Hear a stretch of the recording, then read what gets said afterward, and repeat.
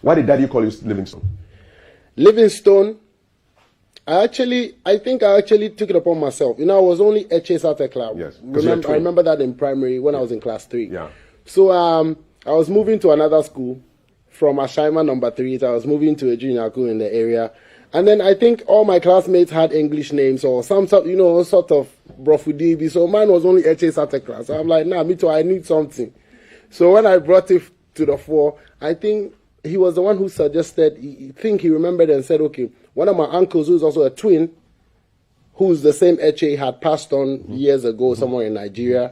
And then his first name is Livingstone. So I'm like, I like it. Okay. So then when I went to school the next day, I wrote Livingstone. So you named yourself?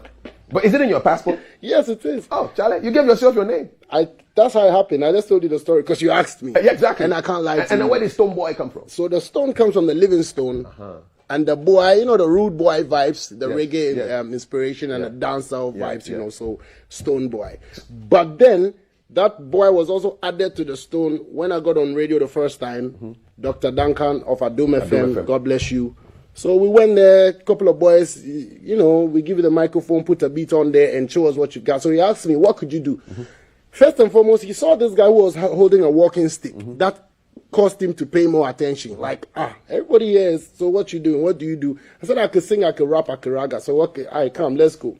So unfortunately, or fortunately for me, the only guy left in the box to pair with was a guy who does reggae and dancehall. So let's go.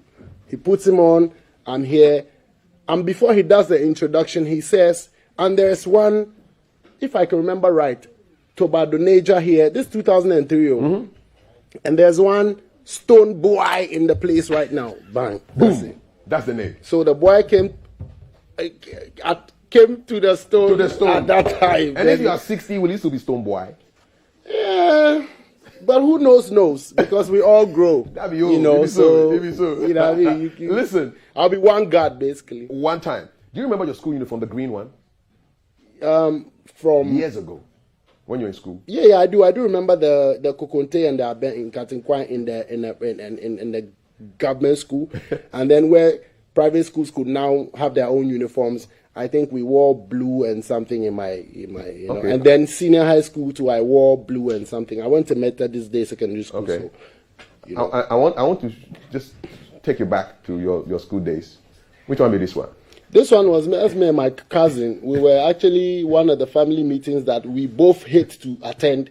They forced us and sew some cloth for you. Some cloth for us, and we wore it like students. That's why it looks like a school uniform. How old were you, man? Bro, I should be 17 at that time. Did you miss your head being like this without the locks? Sometimes I think I want to. Yeah, but I know I'll disappoint a lot of people. Sometimes I hold my locks and I just want to trim it and see how it looks. But I'm like, no, I'll be disappointing myself. The brand will change. And your kids, do they play with your locks?